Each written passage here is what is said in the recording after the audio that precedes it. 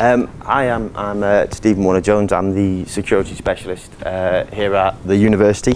I'm going to talk a bit about how most of the research you'll see here today is done with CRESTxLancaster. We provide a very open environment compared to the sort of thing that you would get in a commercial company.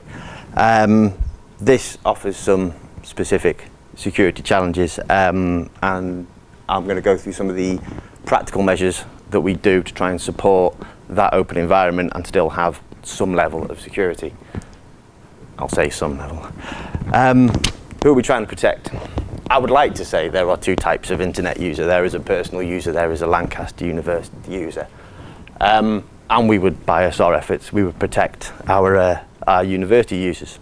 However, if you can tell me the difference between somebody's personal internet use and where it divorces completely from where they use it at the university, I'll pay you an awful lot of money, as will every other university in the world. You'll see Dropbox, lots of university data on Dropbox that we don't really control. Your personal email, you forward your university email to your personal email. I know there's certainly cases where staff will do that, whether or not researchers will do that as well. Nobody's looking quite sheepish just yet. Your web account. I know if I log into my personal Google account on my work PC, suddenly every password I've saved at home is now available on a work PC that the university needs to protect. These are all there's no sort of separation of role, except our responsibility really should be towards what you do at the university. I mean, a good microcosm of this, I was speaking to people from SEC at the start of the week. We go to quite a lot of effort to protect things like exam results. So marks awarded, there is a window in which it's not given, it's protected very well up until the point it's given to the student, and where does it end up next? Facebook, oh my God, I got it, and everybody gives their, there's not a huge amount of personal security there. So the open nature of the access that we give, it pushes some responsibility onto the users, onto yourself. However, it then becomes our job to make sure that your responsibility is supported by us. And we have some aims. Separate work and personal activity. I've got in my notes, seems doomed to fail, which would appear to be a fair assessment. I mean, we care about you personally, but we need to protect our university data. Where we see that, I mean, we had an incident where a member of staff, somebody they know was on holiday, had their account, or had their either their computer was stolen or some access to their account was gained, probably via a wireless network. And there's an email arrived at somebody's work account, because they happen to be on there, saying, oh my God, I've been robbed and passport's gone. Please send, and then in a different font, £1,000 GBP to this wire account so I can get home. Now the person that went to nearly fell for it. But is this a university? If this is somebody trying to take personal funds and it just kind of touches the university system, do we get involved in that? Well, we did, because we're not gits. But it's, is this where our responsibility lies? Because we have said, sorry, they're just trying to take your money. It was an obvious scam to us. To the person it arrived at, again, this all ties into the human element of security. Do we have to train everybody for every scam? Because they could have taken all the money from that member of staff and it wouldn't have touched the university one bit. However, advice and guidance, which is probably where we will win. If that user was aware that that was a scam, they wouldn't have ever come to us. That would have died first. That would have dead in the water. Wouldn't have got past the first stage. Wouldn't have wasted any of our time. Used any of our time to look at that fancy, obvious scam. I put in bold when the user wants it. We have we've got a lot of members of the university here, and we have a university security policy. How many people have read it? Could you raise your hand? That's Christine. She helped me write it. Yeah, it's not exciting reading. However, I've seen two cases where people get very, very interested in our security capabilities. you've just been hacked and your research data is sat on a machine that you don't have control of anymore, or you've got a few £1,000s worth of research waiting from the NHS and they've just dropped a 20-page requirement for information security on your desk and you don't know how to fill it out. Now at that point we'll get involved and maybe we'll help out with everything else that you need. But we realise nobody's going to go and maybe read our policy out of fun. I certainly wouldn't.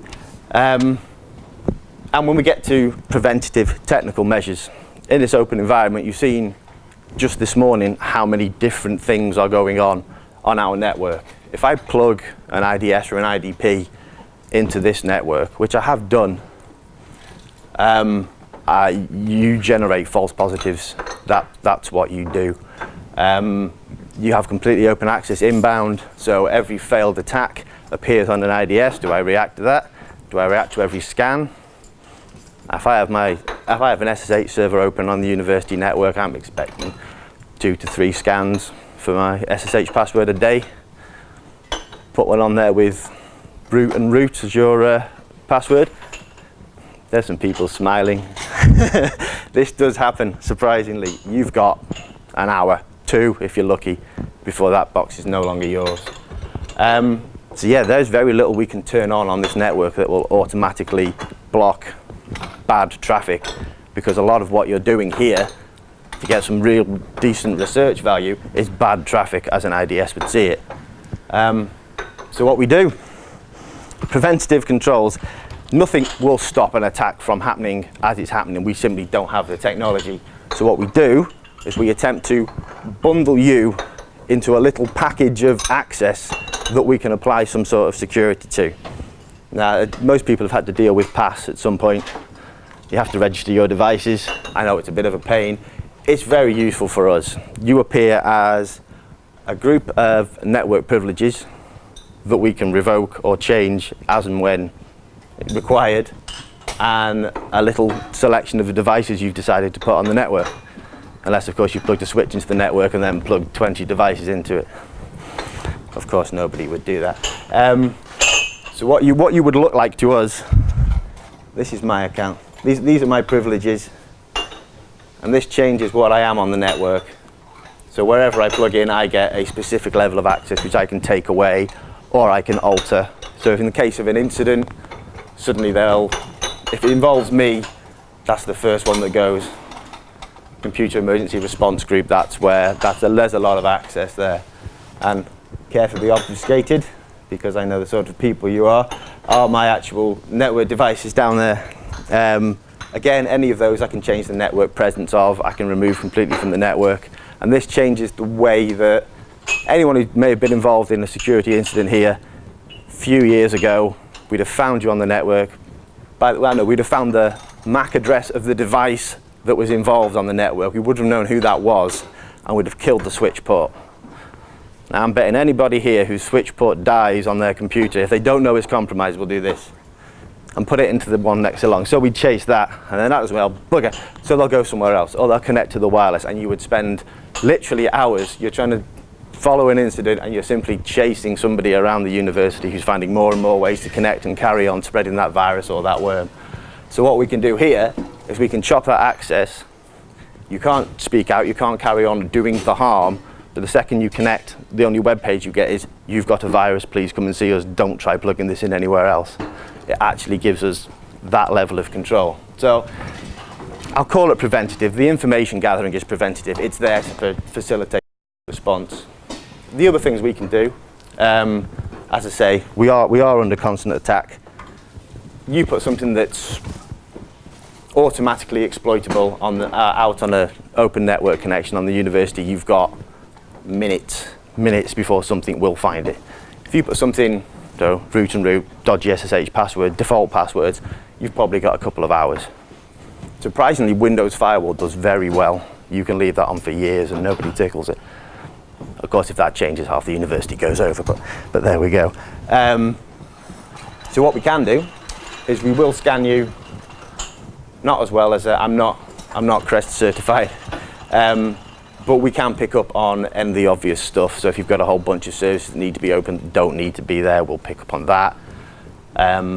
As well as we can. Certainly if you've written your own operating system or there's something entirely new, we'll make a guess at what's good and what's bad. Advice available at all stages of projects and activities. Usually advice is sought when something's gone wrong, which is fair enough. If you come to us beforehand, we can possibly mitigate some of the risks. Does that necessarily need to be on a public IP address? Is there anything outside the university that's going to be talking to it? Are you sure you can't patch that? Which is another one. We have commercial software. No, we can't upgrade past SQL 3.1 because everything else will break. How much did we pay for that again? So these are our preventative measures. As you'll note, there's nothing that's sitting on the network and is able to pick up bad things and stop them happening. Everything is best effort. Our reactive response, everything is incident response. It has to be because it's reactive. Something's gone wrong. Again, given the wide and differing nature of things that get connected, certainly to this part of the open environment, flexible incident response with the primary objective of reducing loss, damage, or damage to assets, which is a very fanciful way of saying we will chop you off and then come and find you and find out what it was. Because if you've done something that we can't guess, I mean, if we see botnet traffic, we'll make a guess about that. If we see one little burst of botnet traffic and then it stops and it's from here, maybe we'll send you an email saying, are you doing some research into botnet traffic? If we see that you're trying to connect time and time again and then occasionally you get the odd traffic back, again, we'll do this off getting a list of botnets, usually from somewhere else on the internet. Janet CSERT are quite good at providing them. Maybe that's not maybe that is actually a botnet infection. That's when we start getting excitable. The only real way we can do this is our comprehensive network forensics. We can packet dump anything that goes on the network. We can't look at everything that goes through the network. We're on 20 gig pipe, so that's not going to happen. We have network flows. If anybody's used them, they're absolutely fantastic as a forensic tool. So we'll pick up on, once you've been done, we can certainly tell you how it happened and we can give you a nice time frame of how quickly you put your dodgy networks, your dodgy SSH server on the network and it got taken over. But yeah, again, I'm still rooting it all in when it's broken, we can probably fix it. Moving on, I think security and academic freedom, as it gets referred to as, don't really sit together. That doesn't mean that we're going to try and erode it in any way, because the whole point of you being here is the fact that you can do these things with as little restriction as possible. So that isn't something we need to address. More separation of our research and corporate activities. Basically, there are, certainly as a member of staff, you might be doing research, and then maybe half an hour you're doing a sort of corporate administrative function. You need access to both these systems. It is very hard to provide a secure environment where you can do both of these things. So the idea is you keep your open access, and then maybe we provide a smaller, hardened corporate environment. I'm looking at application virtualization, desktop virtualization, all these expensive things we don't have money for, but will actually solve the problem fairly comprehensively, fairly quickly. And when we have provide secure alternatives where personal and university activities converge, we're not going to replace Facebook. We would quite like to replace Dropbox, if we were honest. We know it's better than anything we currently offer because we offer SharePoint, and it's not great, which is the nicest I can say whilst I'm being recorded. So yeah, this is the sort of thing where we look and we see that it's entirely reasonable that you would use Dropbox to share information with other people, other universities, maybe even other people on your course and your department. However, there's obviously an issue there, an NSA issue possibly. So these are the sort of things that we would look for. Well, I say secure alternatives, a university-based alternative, something we actually have some level of control over.